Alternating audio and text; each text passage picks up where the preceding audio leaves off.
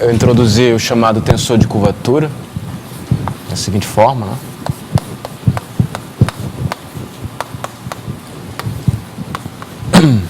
Então eu usei essa convenção difere da do Manfredo por um sinal.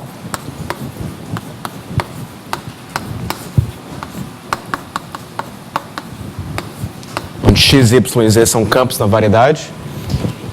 E a gente introduziu a seguinte notação, né?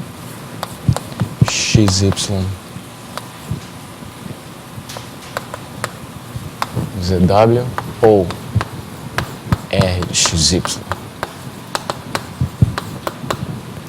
como sendo o produto escalar.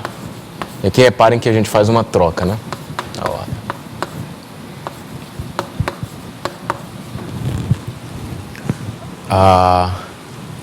Essa convenção aqui do sinal do extensor de curvatura não importa muito, né? Você escolhe uma e trabalha com isso.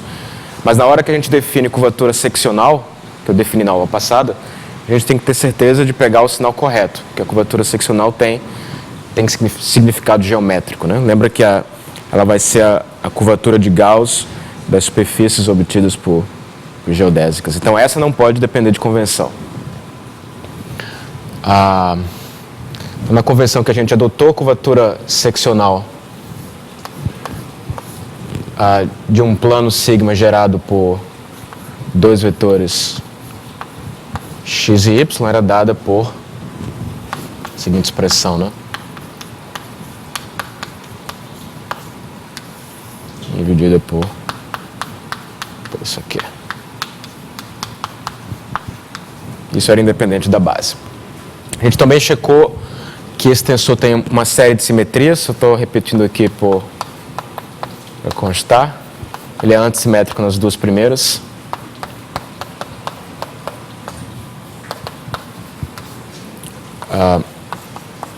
É antissimétrico nas duas últimas. Que eu não troquei nada, né?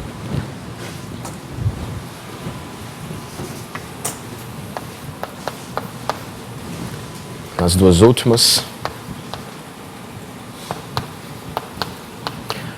Tem aquela simetria dos pares.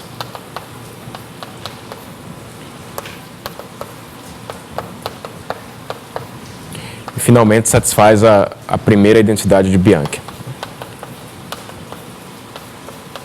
Consiste em permutar esses três últimos vetores de maneira cíclica.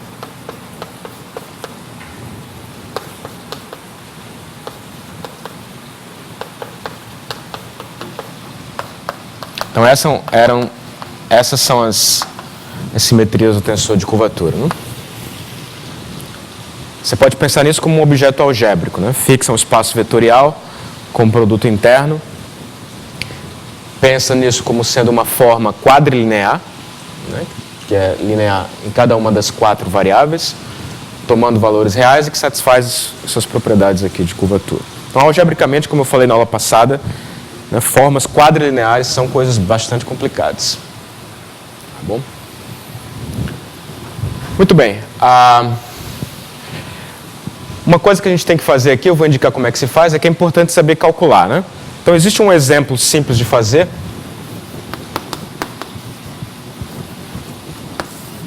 Que é o exemplo do RN, com a métrica euclidiana, métrica usual. Nesse caso, o tensor de curvatura é fácil de calcular, porque a conexão de Levi-Tivita corresponde à derivada usual de um campo.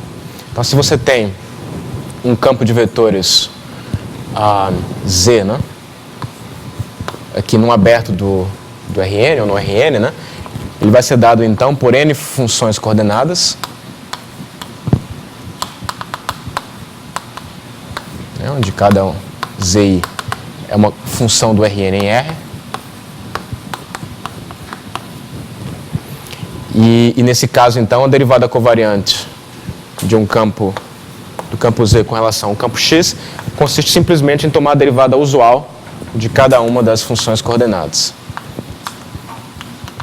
na direção X, né? Certo. Quer dizer, o RN, se você usa as coordenadas canônicas, né, dadas por ele próprio, os símbolos de Cristóforo são 0, Portanto, a derivada covariante é simplesmente a derivada usual. Então, se você faz a conta do que vai ser o tensor de curvatura nesse caso, isso aqui fica simples porque... Talvez seja melhor. Se eu então calculo derivada x, y, z, isso aqui vai ser simplesmente x, y, z1, né? Zn. A mesma coisa aqui para o contrário. Então, se você faz o tensor de curvatura, você vai obter simplesmente xy menos yx menos o colchete, esse campo aqui aplicado a Z1. Né? A mesma coisa aqui.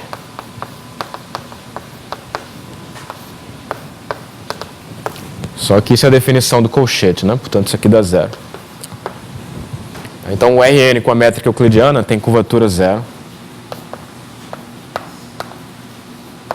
Nesse caso, uma variedade que tem curvatura zero é dita flat ou plana.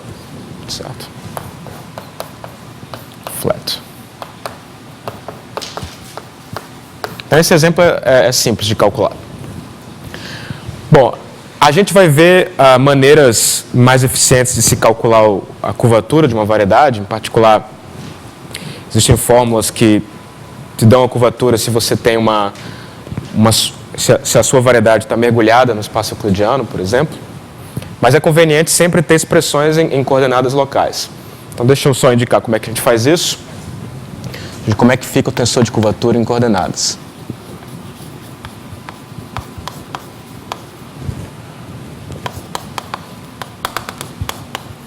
Bom, isso não vai ser muito difícil de calcular, porque é só seguir as definições, né?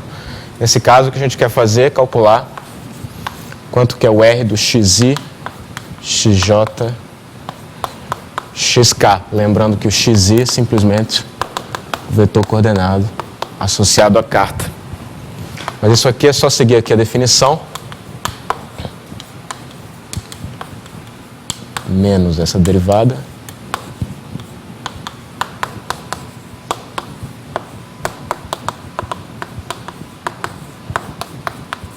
E aí a gente lembra que o colchete de dois campos coordenados é sempre zero, né, pela identidade de Schwarz. Então, esse cara aqui é zero.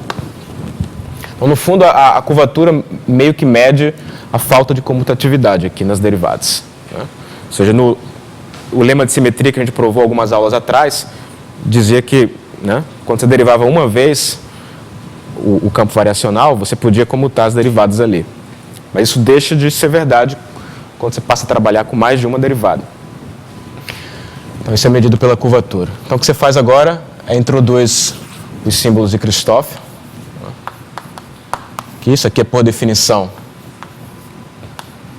a soma de gama. Aqui talvez seja... Eu vou introduzir a notação de Einstein aqui, tá?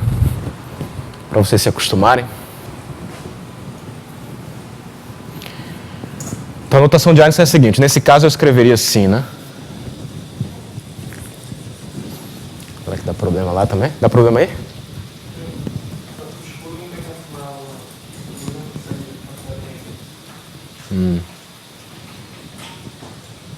E aí, como é que a gente faz? Vai ficar faltando uma aula aí?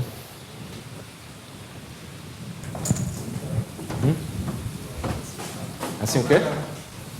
Hã? Tá ligado, né? Ok, então, voltando aqui. Eu ia introduzir a notação de Einstein aqui, né? Então, a ideia é que isso aqui era uma soma, né? Digamos, vou introduzir uma variável aqui, digamos L, né?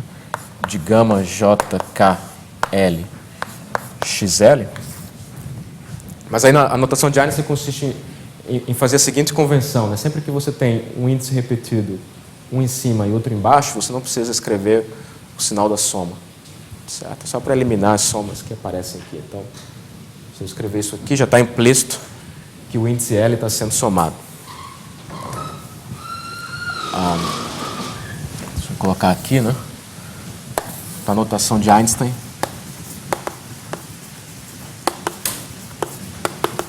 Às vezes, quando você faz um cálculo muito longo, né, fica chato trazer essas somas sempre. Então, consiste em observar que sempre que você tem um objeto, alguma expressão, né, que tem um índice em cima, depois você tem um índice embaixo, isso aqui é a soma.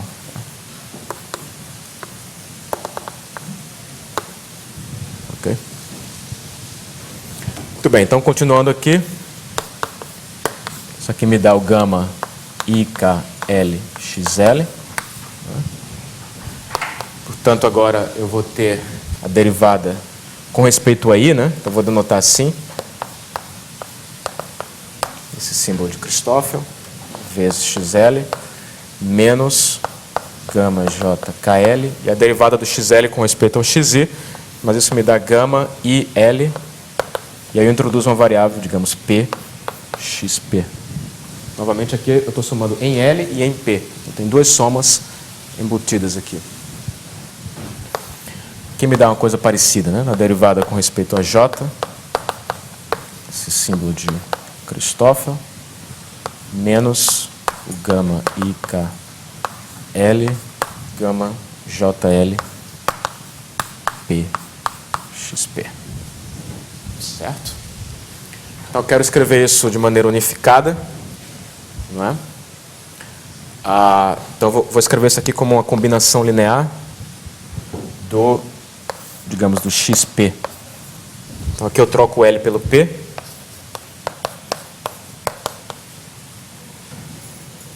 Talvez seja melhor botar o XL aqui mesmo. Eu troco aqui. Eu vou trazer aqui essa outra derivada para cá. E aqui, como eu usei o L lá, eu preciso trocar o L por outra letra aqui, né? Digamos que eu coloque Q. E esse P vai virar L. Aqui era mais, né? Mais que. Menos lá. O L troquei por Q e o P ficou L. Então, essa é a expressão da curvatura, né, em termos dos símbolos de Christoffel. Certo? Então, a gente pode introduzir a seguinte notação. Eu posso escrever esse R de XI, XJ, XK como uma combinação linear do XL. Né? Esse coeficiente eu vou denotar da seguinte maneira. Coloco o L aqui em cima, depois eu ponho o K, e aí eu venho com IJ. Então, isso aqui é só a notação. Se você quiser, é a definição desses números. Esses números são as componentes da curvatura em um sistema de coordenadas. Então, o que nós mostramos é que esse número aqui é dado por essa expressão. Certo? Ou seja, em termos estruturais, né? Se a gente esquecer aqui os índices, a curvatura, ela se comporta assim, né? O tensor de curvatura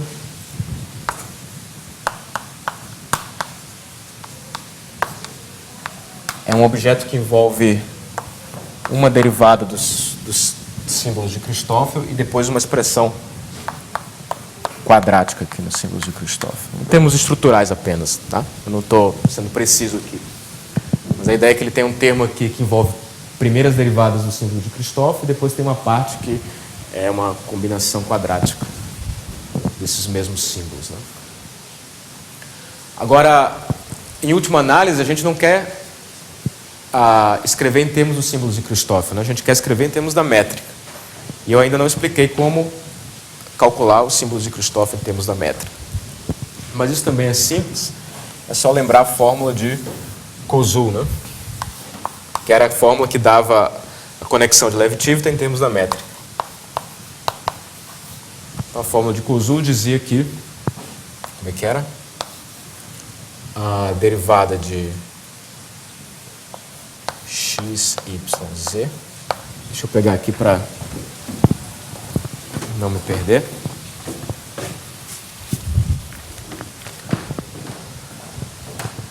Isso aqui era 1/2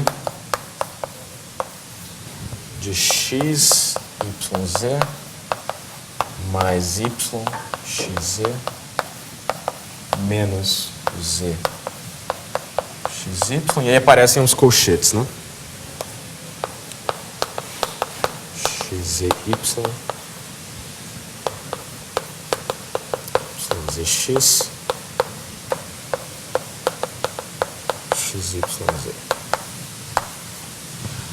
Então, se aplica a fórmula de Koszul para os campos coordenados, ela se simplifica porque os colchetes se anulam. Então, você fica com a seguinte expressão, que é a derivada do xy com relação ao xj interno, um xk, por exemplo, né?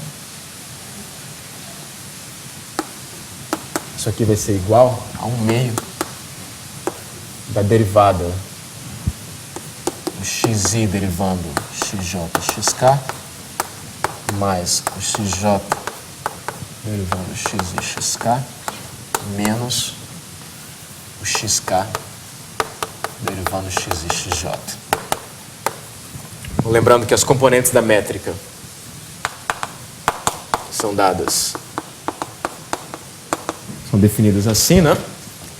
A gente obtém então que, escrevendo isso aqui em termos do símbolo de Christoph, isso me dá gama IJ LXL, né? Interno XK. Isso aqui, por sua vez, é o GKL.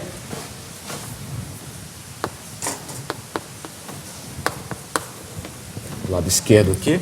E o lado direito fica no meio da derivada I do GJK mais derivada J do GK menos derivada K do GJ, certo? Mas eu quero isolar aqui o símbolo de Christoph do lado esquerdo. Então, o que eu faço, eu tenho que multiplicar os dois lados pela inversa da matriz G. E aí a gente usa a seguinte notação. Você coloca os índices em cima, G e J é simplesmente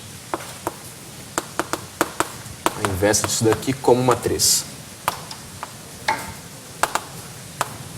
Okay. Pega a matriz da métrica, inverte. Os coeficientes dessa matriz inversa são denotados assim. Então aqui eu estou usando a notação de Einstein, né? Estou somando aqui em L e em L. Então agora para calcular isso aqui, o que eu faço é o seguinte. O L está sendo somado com esse L aqui, está sobrando um K, né? Então o que eu faço, eu introduzo a inversa K, e aí eu coloco um coeficiente qualquer aqui, uma letra qualquer, P, por exemplo. Então estou multiplicando por GKP.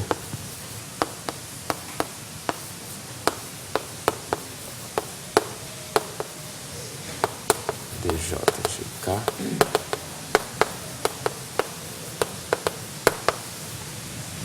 Só que agora isso aqui é um produto matricial, né? Porque o K está sendo repetido.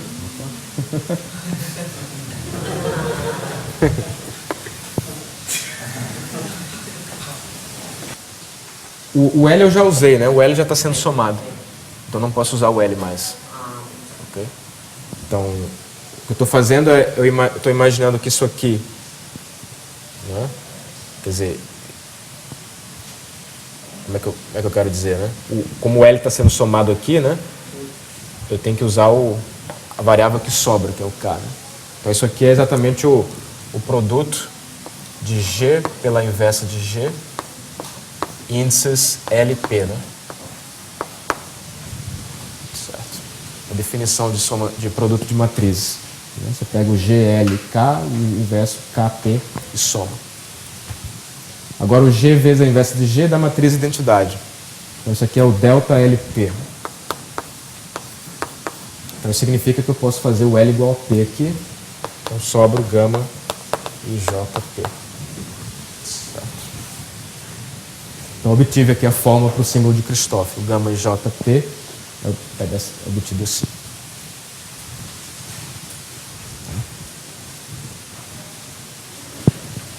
Então, estruturalmente, a curvatura é obtida por uma expressão desse tipo aqui, E o símbolo de Christoph, por sua vez, é uma expressão do tipo sin, né? Que envolve a inversa de G e uma derivada da G. Então, a moral da história é que a curvatura, se você olhar para as componentes, elas são obtidas por derivadas parciais de ordem 2 dos coeficientes da métrica, né? Em uma expressão que é altamente não linear. Essa é a moral da história. Nenhum invariante geométrico, né, pode ser obtido se você usar só a métrica e as derivadas primeiras. Você não vai obter nenhum invariante geométrico dessa maneira. Por quê? Porque o sistema de coordenadas normais, a gente já mostrou aqui, num ponto a métrica euclidiana e a primeira derivada é zero. Então isso trivializaria qualquer invariante geométrico, né?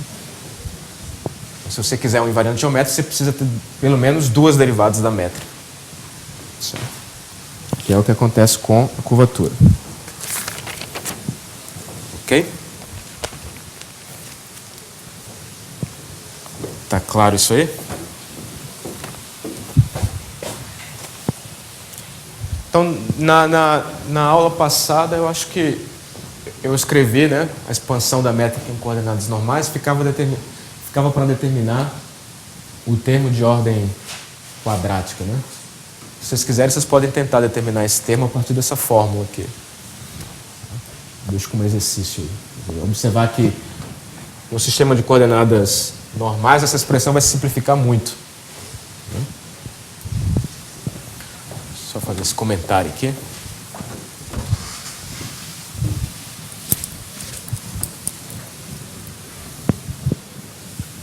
Então, em coordenadas normais, quando você fala coordenadas normais, você tem que dizer qual é o centro, né? Porque essa propriedade que a primeira derivada se anula é só no centro. Em coordenadas normais centradas em P, a gente sabe, eu já mostrei aqui, né, que a métrica vai ser delta e j na origem, a primeira derivada vai ser zero, né? Portanto, você pode calcular a curvatura de maneira muito mais simples, né?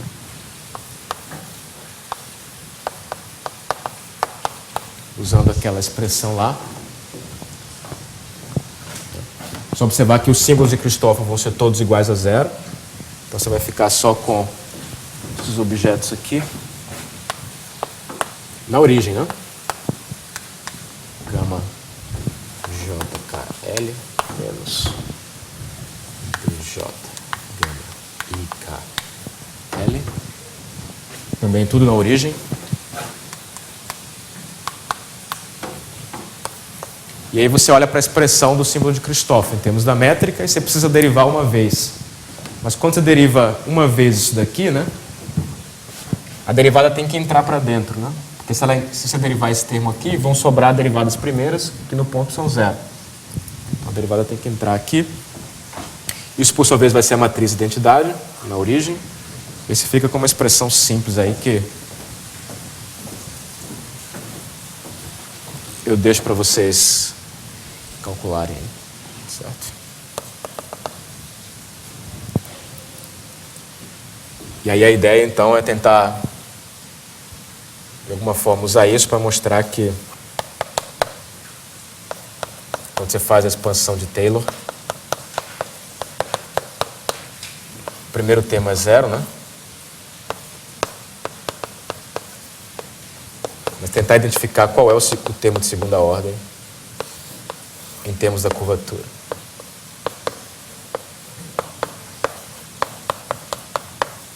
Okay, a curvatura aparece aqui.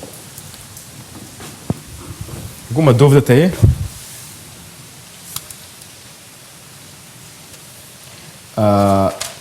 Muito bem. Então, a curvatura é um objeto complicado. O que a gente faz é a gente toma traços da curvatura para obter noções de curvatura que são mais simples e que são importantes em muitas situações.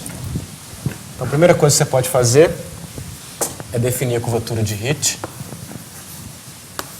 da seguinte forma. A curvatura de Hit vai ser uma forma bilinear, né? Vai pegar dois campos de vetores e vai retornar um número real. Então, o que você faz é você pega uma base ortonormal do espaço tangente.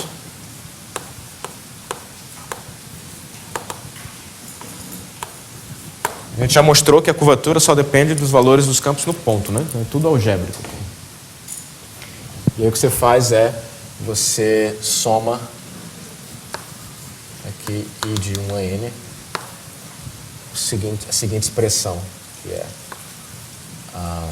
o R de X em I em Y. Certo? A mesma coisa que somar o X em Y. Isso aqui é uma espécie de traço, né? Você congela aqui o x e o y, né? E o que você obtém vai ser uma forma bilinear nessas duas variáveis. Você está pegando o traço dessa forma bilinear. Isso aqui também pode ser observado como traço da forma bilinear que pega xy e manda em... Como é que é? Não, desculpe. A forma bilinear que pega ZW e manda em X, Z, YW. As variáveis estão aqui. Então, o primeiro traço da curvatura é esse objeto aqui que é chamado de curvatura de Hit, o tensor de Hit. E agora, algebricamente, ele é mais tradicional, né? Isso aqui é uma forma bilinear. Então, em particular, você pode sempre, por exemplo, a gente prova que ele é simétrico facilmente, né? Por causa das simetrias da curvatura, eu posso trocar esse par aqui com esse. Então, segue automaticamente que ele é simétrico.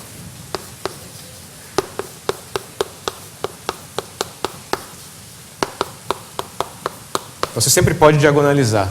Sempre vai existir uma base ortonormal que te dá de autovetores desse tensor de Hit.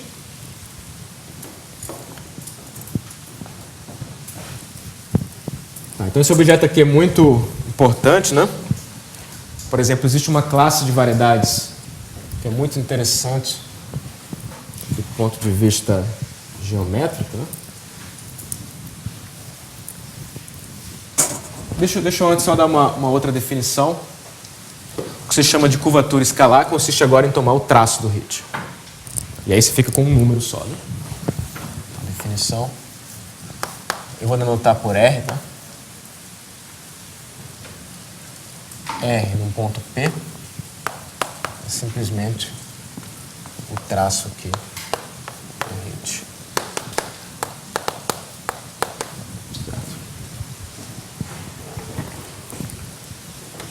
Observe que esse número aqui é chamado de curvatura escalar.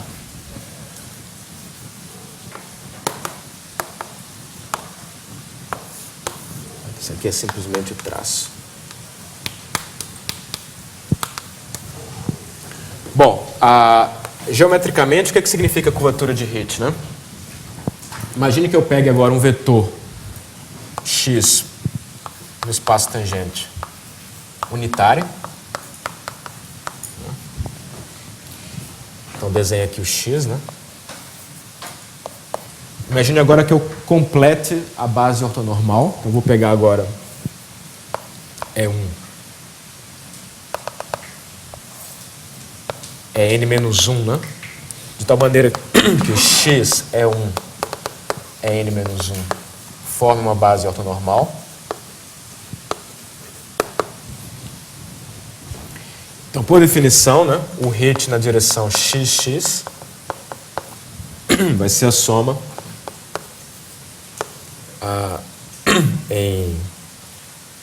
vai ser a soma do x é i, x é i, em i, né? Mais o x. Né? Porque da maneira como eu defini, você pega uma base ortonormal completa. Só que é claro que pelas simetrias esse termo é zero, né?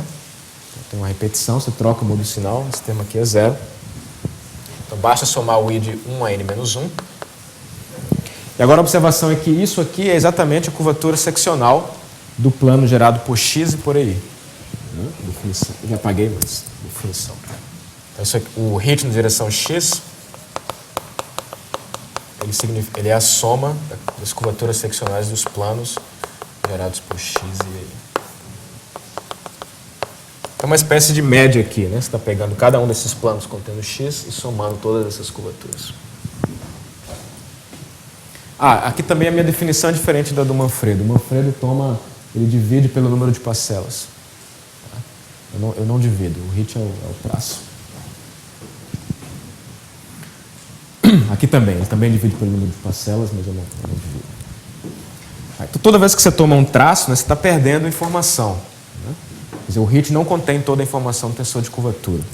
Mas ele contém informação interessante. Você toma mais um traço, você perde mais informação ainda. Né? A curvatura escalar deve ser pensada como uma média de todas as curvaturas naquele ponto P. É só um número real. Certo? Isso aqui é pensado como a média das curvaturas. Média entre aspas, porque eu não estou dividindo pelas parcelas. Né?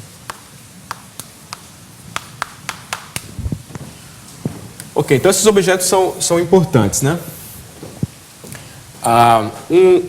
Um tipo de problema que um geômetra gosta muito de estudar, né, é tentar procurar pela melhor métrica possível. Você dá uma certa variedade diferenciável, compacta ou não, né?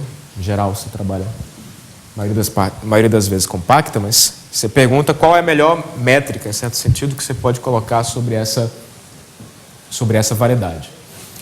E no melhor dos mundos, né, você gostaria de colocar nessa variedade uma métrica em que todas essas curvaturas seccionais fossem constantes. Esse é o tipo de métrica mais simples que existe. Aí você diz, então, que você fixa a variedade, aí você diz que G, definição meio óbvia, né? Tem curvatura seccional constante. Se, né? Bom, se a curvatura seccional for constante, né? Se a curvatura de sigma é igual, digamos assim, se existe um número C real, tá ok. Curvatura seccional de sigma é igual a C para todo plano sigma em todo ponto. Ou seja, como se todas aquelas superfícies formadas por geodésicas tivessem a mesma curvatura. Né? Então, no melhor dos mundos, né, você conseguiria colocar uma métrica de curvatura seccional constante. Só que essa condição é muito forte. Existem poucas métricas de curvatura seccional constante. A gente vai estudar isso no curso. Né? Tem o espaço euclidiano, que a gente acabou de ver que a curvatura é zero. Vamos ver que a esfera de raio 1, por exemplo, no RN, tem curvatura seccional constante positiva, e existe o espaço hiperbólico que tem curvatura seccional constante negativa. Né? E esses são os únicos três modelos. Então, uma condição mais natural, né, que aí sim você tem toda uma classe de exemplos mais interessante, é você pedir que o hit seja constante. E essas métricas são chamadas métricas de Einstein. Então, isso aqui é a definição, né? Diz que G é uma métrica de Einstein se existe um C real, tal que curvatura de hit de x é igual a C para todo x unitário em qualquer ponto. Ok. São as métricas com hit constante. Alguma pergunta?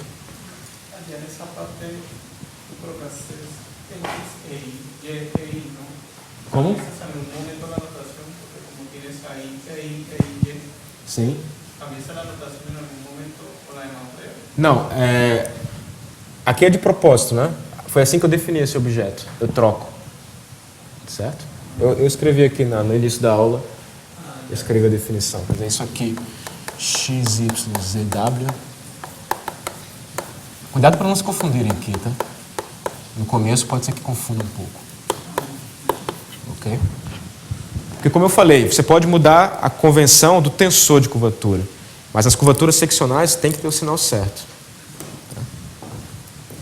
Uma superfície no R3, a geometria você vê que é diferente quando a curvatura é positiva e quando a curvatura é negativa, né? Que é um ponto de célula.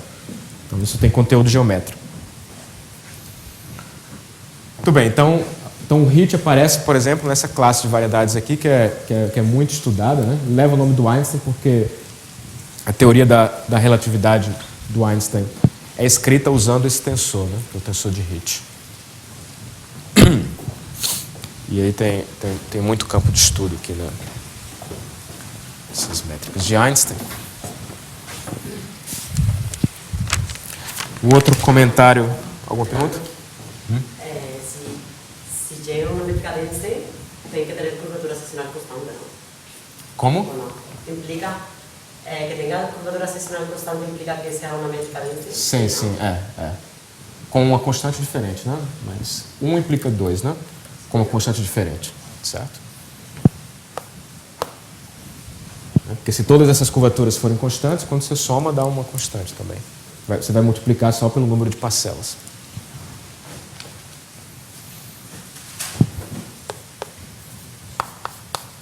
Então, o meu comentário foi que as de curvatura seccional constante são muito poucas. Você facilmente dá exemplos de variedades que não tem nenhuma métrica de curvatura seccional constante. Então, é mais interessante estudar essas geometrias de Einstein. Só um último comentário, né? Essa curvatura de HIT também pode parecer, não, uma coisa meio assim, mas é fundamental, por exemplo, foi a ferramenta fundamental para provar a conjectura de Poincaré, né? Porque a conjectura de Poincaré, isso aqui é só um comentário. Observação. Quer dizer, a prova do Perelman, né?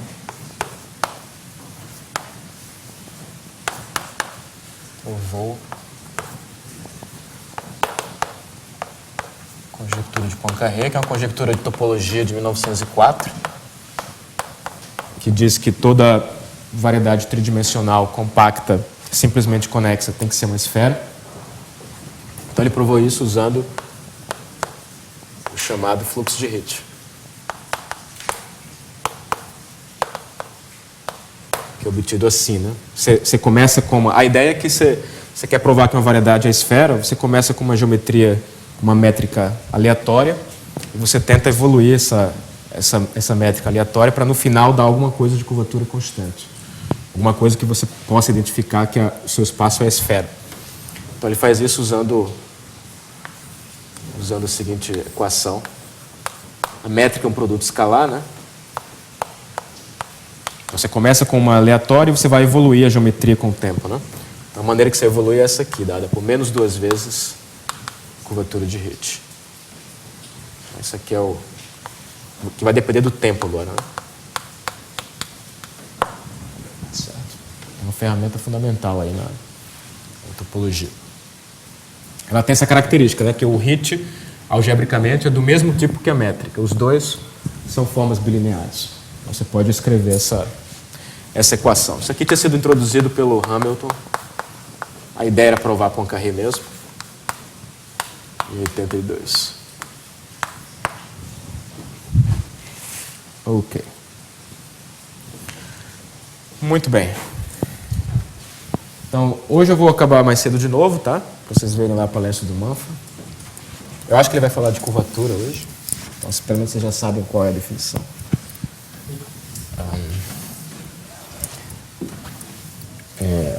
Por enquanto, a definição do tensor de curvatura é uma coisa totalmente misteriosa, né? Depois que a gente vai checar que realmente é a definição correta. A princípio, assusta um pouco aquela definição.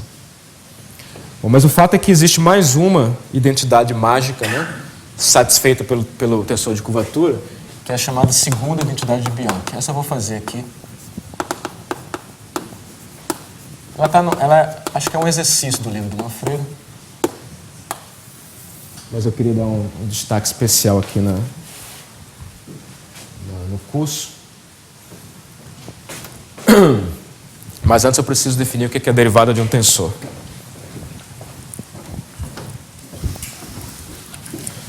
Muito bem, então uma das vantagens, né, se você colocar uma métrica riemanniana numa variedade, é que você pode fazer cálculo de ordens mais altas. Quer dizer, você pode tomar quantas derivadas você quiser de um determinado objeto. Então, eu defini na aula passada o que era um tensor, né? Você pega um tensor T de ordem R. Opa. Um tensor T de ordem R.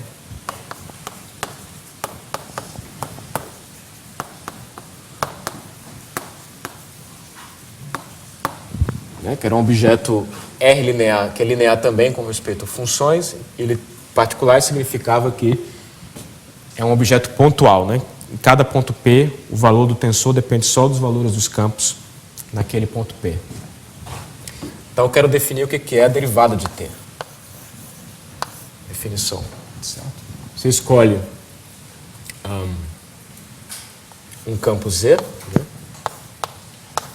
de vetores. E eu digo então que a derivada covariante do tensor T com relação ao campo Z, isso vai ser novamente um tensor de ordem R, né? Esse aqui é o tensor de ordem R dado por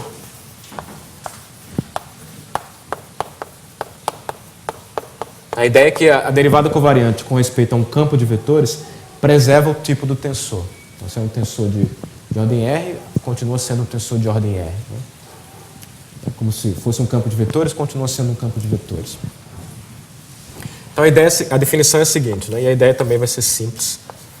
Então, isso aqui vai ser um tensor de ordem R, então eu vou aplicar R campos de vetores. Então, isso aqui vai me dar, eu aplico T aos campos e derivo com respeito a Z. E aí eu tenho que subtrair uma série de correções que correspondem exatamente a derivar os campos com respeito a Z e aplicar o tensor.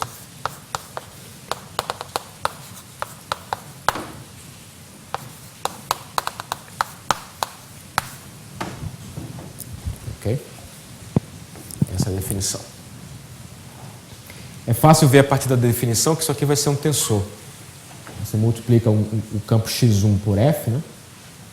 Você faz a conta aqui e vê que a derivada do f se cancela. Certo? Bota o f aqui, ele sai aqui, vai ter um z aplicado a f aqui, mas também vai ter o z aplicado a f aqui que vão se cancelar. Então isso aqui é de fato um tensor de ordem R. E a motivação aqui, a maneira de lembrar dessa fórmula é reescrever a fórmula e pensar na regra de Leibniz. Né? A ideia é que a derivada covariante respeita a regra de Leibniz. Então, reescrevendo isso aqui é a definição, né? Mas reescrevendo, você pode pensar assim, se eu pegar tensor T aplicado a R campos, isso é uma função, né? Se eu derivo com relação ao campo Z, o que eu vou fazer é aplicar a regra de Leibniz. Então, eu vou derivar aqui, depois vou derivar aqui, assim por diante. Então, primeiro fica isso.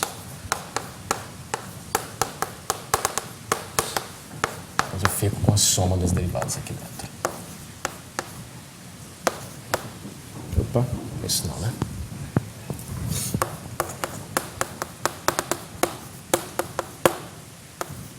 Assim, né?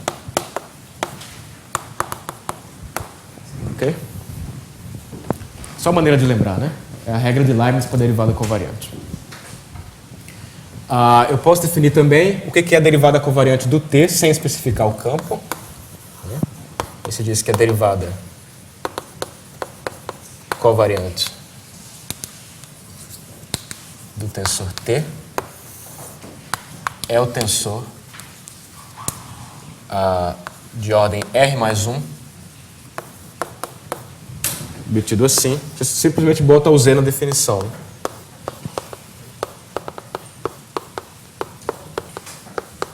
Esse agora é um tensor de ordem R mais 1. A última entrada corresponde à entrada que você está derivando. fica assim.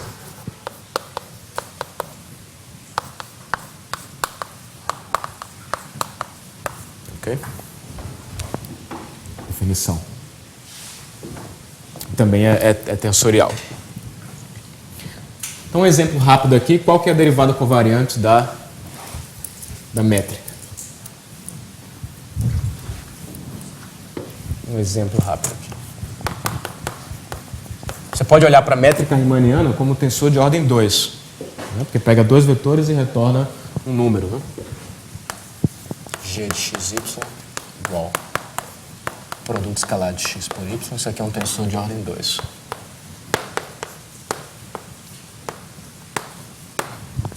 Então, a derivada covariante de G vai ser um tensor de ordem 3, né? Que vai ser definido assim. Vai pegar x, y e z. O z aqui corresponde à derivada, né? Ok? Então, isso aqui é, por definição, o z aplicado ao g de xy, que é o produto escalar, menos, eu derivo aqui, né? Derivada de x com respeito a z, y, menos x. A gente sabe exatamente que porque a conexão afim é compatível com a métrica, isso aqui é zero. Né? Eu estou falando da conexão de Lev-Tivita. Então, a moral da história é que a derivada covariante da métrica riemanniana é zero. Tem uma outra maneira de descrever a compatibilidade entre a métrica e a conexão de Lev-Tivita. Certo? Está claro aí? Alguma pergunta? Um outro exemplo é motivar aquela definição da hessiana. Né? Eu já tenho definido aqui o que é a hessiana de uma função. Você pode pensar da seguinte maneira. Você tem uma função na sua variedade.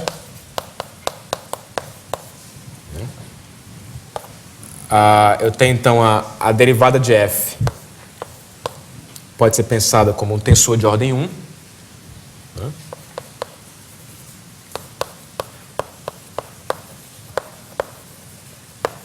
Em cada ponto, isso pega um vetor e retorna um número. Então, posso perguntar qual que é a derivada covariante da derivada de f. E aí, você usa a definição, né? Isso aqui vai ser um tensor de ordem 2, né? Aplicado a x e y.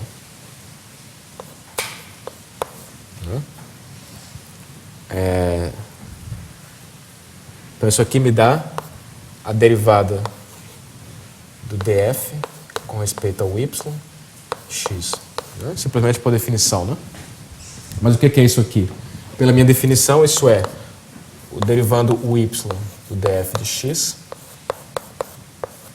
menos o df aplicado à derivada do x com respeito a y. Certo? Mas aí derivar o f aplicado ao x é a mesma coisa que escrever assim, né? Então isso aqui fica y x de f menos. Que era exatamente a definição que eu tinha dado para a hessiana de uma função.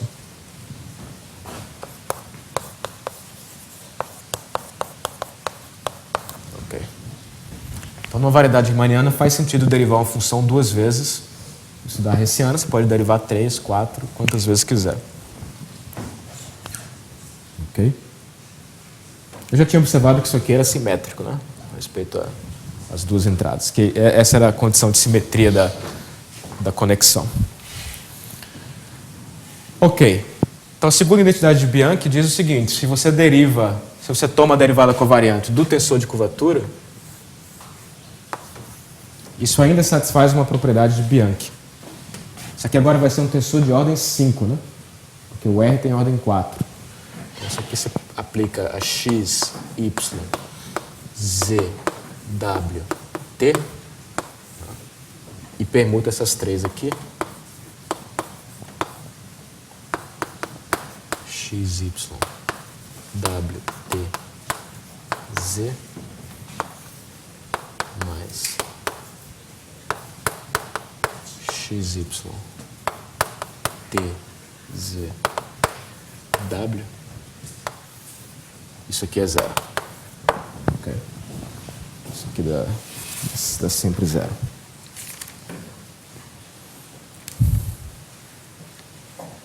Ok? Eu não sei se eu vou ter tempo de fazer isso. Isso aqui é um exercício do livro do Manfredo, tá? E ele explica como chegar. Mas é importante, por isso eu quero mencionar aqui na aula. Alguma pergunta até aí, não?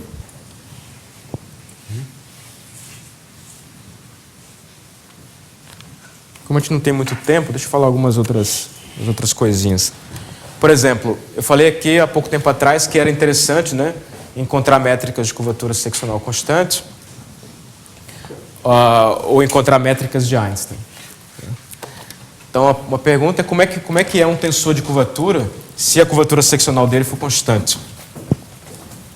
Posso apagar aqui? Está clara a definição? E qual é a motivação, né? Definição.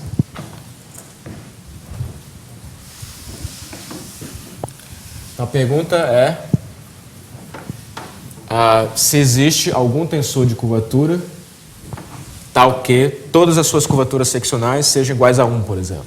A resposta é sim, existe.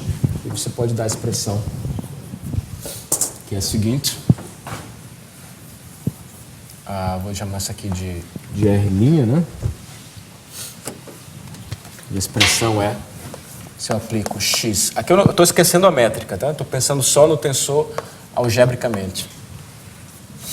Aplicado a W, isso aqui me dá aqui a definição. Talvez seja bom, então, indicar que isso aqui é só algébrico. Colocar letras minúsculas aqui.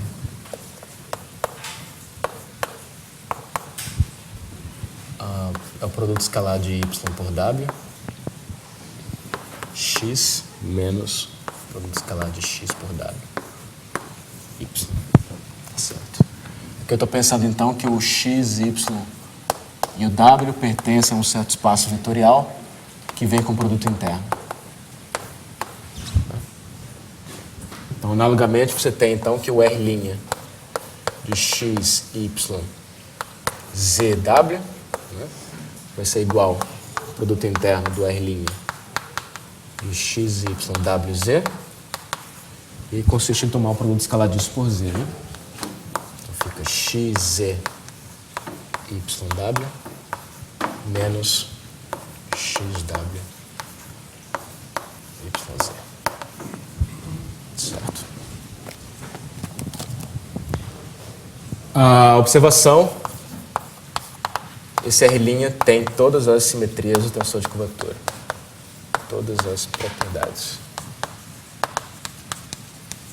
algébricas de um tensor de curvatura.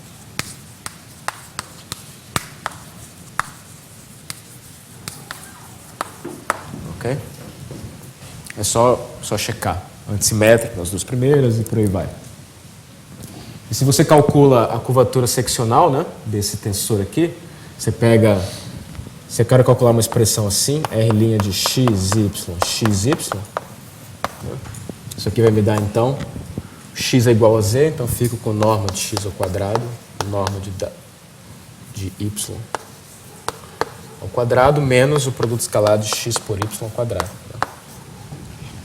O que me diz exatamente que se eu tomar a razão, eu obtenho 1, né? Curvatura seccional do plano gerado por xy. Curvatura seccional com respeito ao R', né?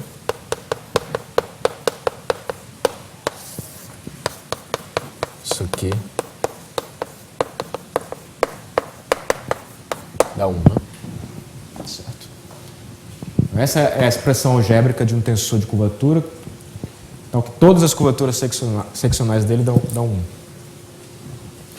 E aí a gente viu na aula passada que um tensor de curvatura fica determinado pelas suas curvaturas seccionais. Né? Portanto, se o lema que segue daí... O lema que segue daí é que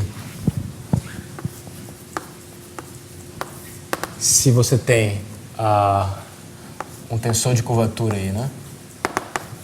V, TVV. Tensor de curvatura algébrica. O que eu quero dizer com isso? Eu digo que um objeto é um tensor de curvatura algébrico se ele é uma forma quadrilinear que tem todas as propriedades algébricas de um tensor de curvatura, incluindo Bianchi. Então, se você tem um tensor de curvatura algébrico e você sabe que as curvaturas seccionais de todos os planos... Aqui essa notação para o espaço vetorial é gerado por x e y, né? O span. Não confunda com produto escalar, tá? Se isso aqui é igual a C, né, real, para todo sigma, né, gerado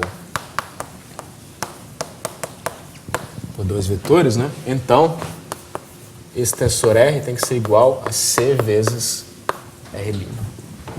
R' dado por essa expressão aqui. Simplesmente porque se eu multiplico o R' por C, eu fico com o tensor de curvatura que tem todas as curvaturas seccionais iguais a C, né? Então, como eu tenho a unicidade, o R tem que ser igual a C vezes o R'. Tá claro até aí?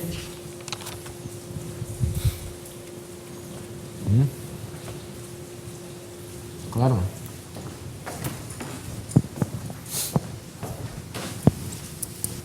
Então, como falei, mais tarde no curso a gente vai estudar os espaços de curvatura seccional constante, né? Esses tensores vão aparecer. Aproveitando aqui, né, uma maneira conveniente de dar um tensor de curvatura é dar os índices dele, né? E aí eu tinha introduzido a seguinte definição, né? Notação, que o R de xi, xj, xk, eu escrevi assim, né? R de L, K e J, xl. Isso? Agora, se eu pego isso aqui e faço um produto escalar por um quarto vetor, digamos xp, por exemplo, xj, xk. Vamos mudar a letra aqui. Deixa eu botar um P aqui. Tá. Eu quero calcular isso aqui, tá?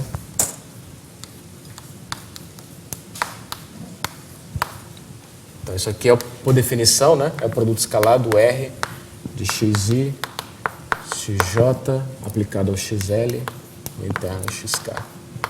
Então, aqui eu vou botar de propósito L.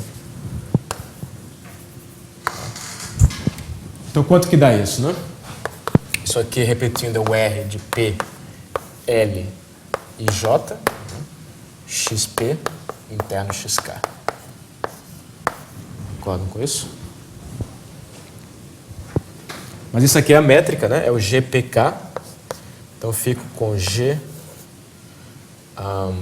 sei lá, K, P, R, P, L e J. Tá certo isso aí?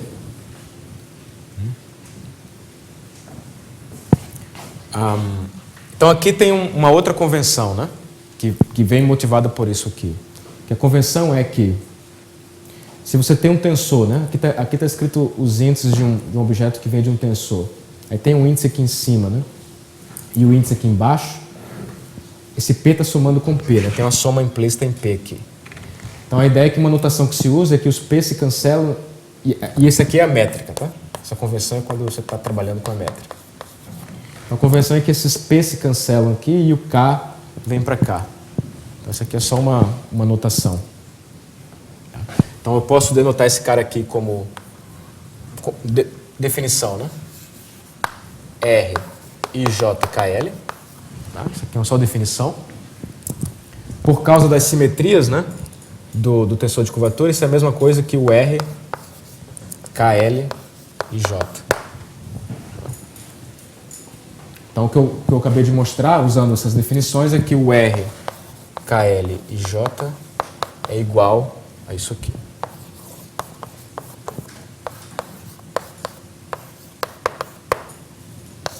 E aí o que eu acabei de explicar é só uma maneira de memorizar essa fórmula, né? Você está multiplicando pela métrica embaixo, então os P se cancelam e o K vem para cá. Certo? Então, para dar um tensor de curvatura, às vezes é conveniente dar esses símbolos. Ao invés de chegar aqui e definir o tensor mesmo, né? Você pode imaginar que você fixa uma base ortonormal e dá os R e J, KL. E aí eu vou dar uma maneira bem geral de construir tensores de curvatura, que é a seguinte. Se eu perguntasse para vocês, né? Tem um espaço vetorial com produto interno. Me deem um exemplo de um tensor de curvatura. Vocês saberiam fazer alguma coisa? Um exemplo de um tensor que não seja zero. O primeiro que a gente conhece é esse aí, né? Até agora a gente só conheceu... Eu não tinha dado nenhum exemplo, né?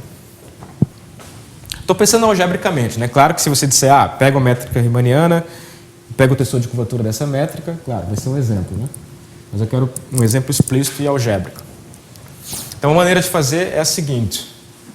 Você fixa uma base ortonormal. Né? Base ortonormal de V. Aí você vai chamar, então, por convenção, né?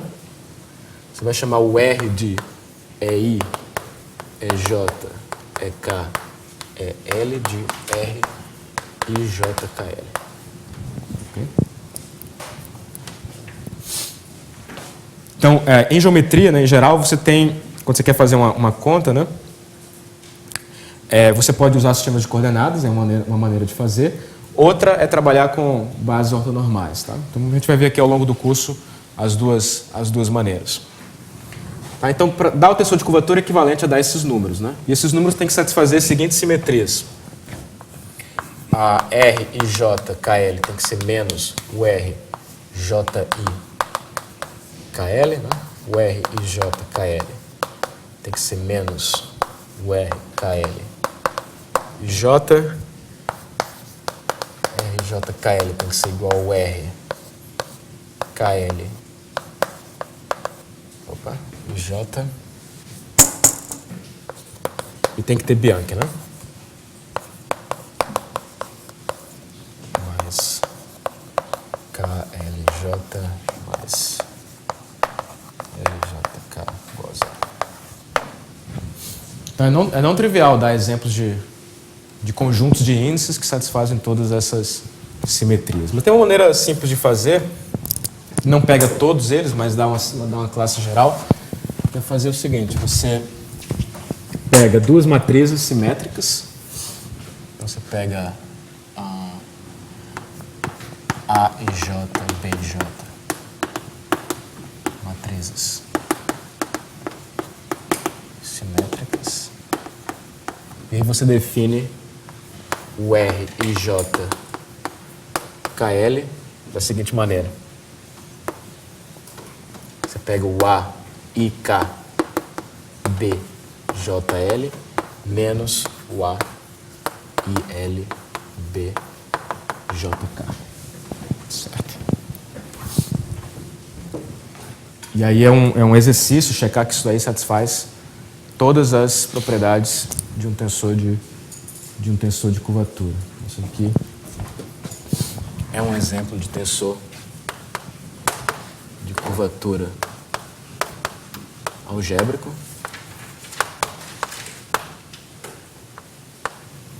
Em geral, a notação que se usa é assim, né? A ponto B, o chamado produto de Kulkarni no miso. Dadas duas matrizes, você forma isso. Tem um exemplo de um tensor de curvatura. Então, pergunto agora qual, dentro dessa observação mais geral, né? Quanto que é o R', né? Quem que é o R' ali? O tensor de curvatura seccional constante 1 vai ser quem? Então, o exemplo aqui. Aquele R' IJKL. Quanto que é?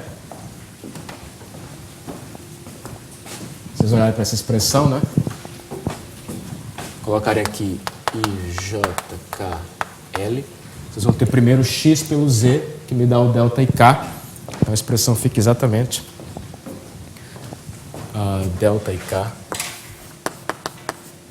delta JL, menos delta IL, delta JK. Certo? Ou seja, o tensor de curvatura constante é exatamente o produto com carne no miso da identidade pela identidade, né?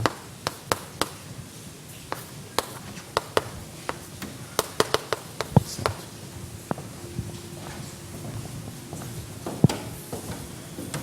Mas aí vocês podem perguntar, será que todos os tensores de curvatura podem se escrever dessa forma? A resposta é não. Tem mais ainda. Então, o tensor de curvatura pode ser mais complicado do que isso aí.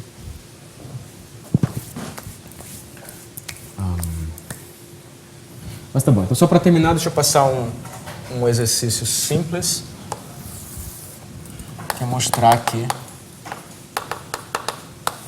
que se o n é 3, n igual a 2, a situação é totalmente trivial, né? Porque n igual a 2, você está falando de uma superfície, só existe um plano tangente. Né? Então, só existe uma curvatura seccional. Então, toda a curvatura se resume à curvatura daquele plano.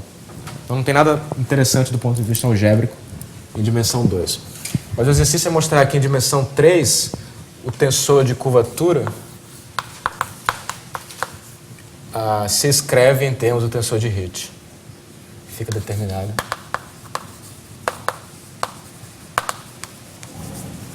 pelo tensor de Ritch.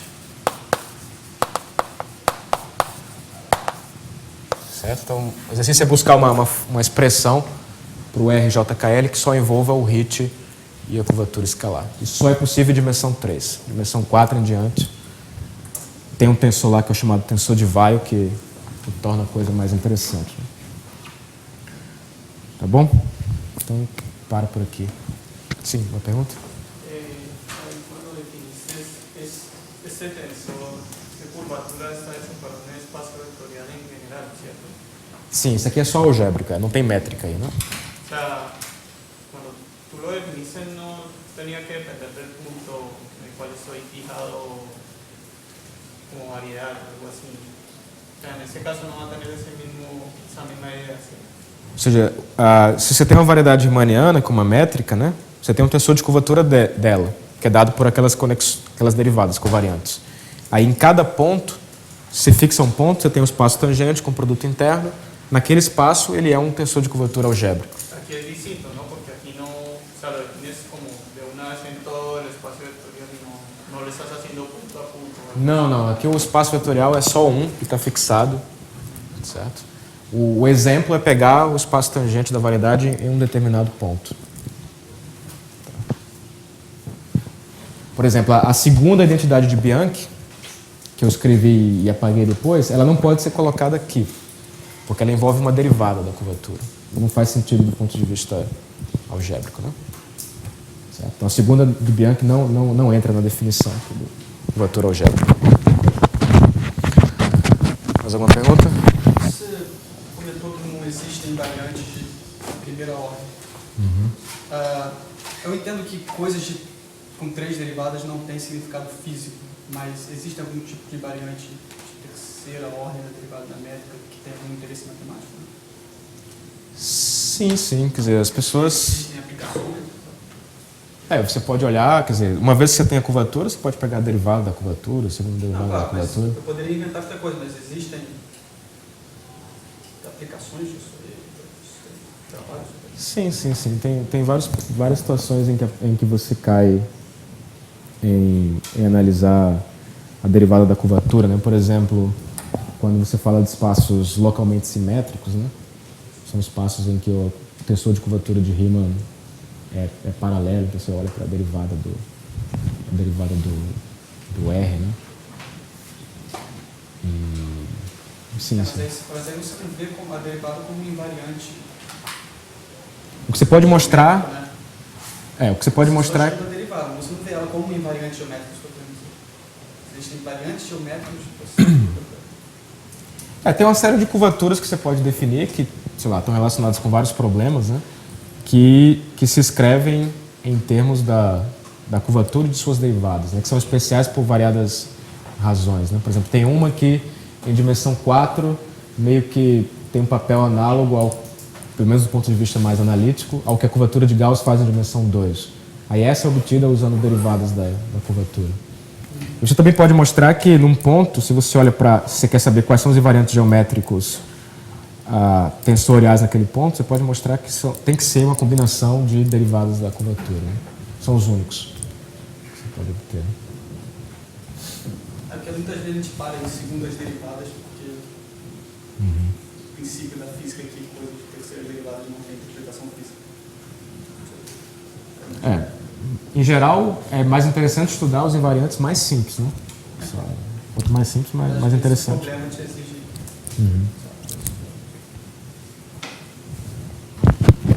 Ok? Então, sexta-feira tem aula, né? 2 horas.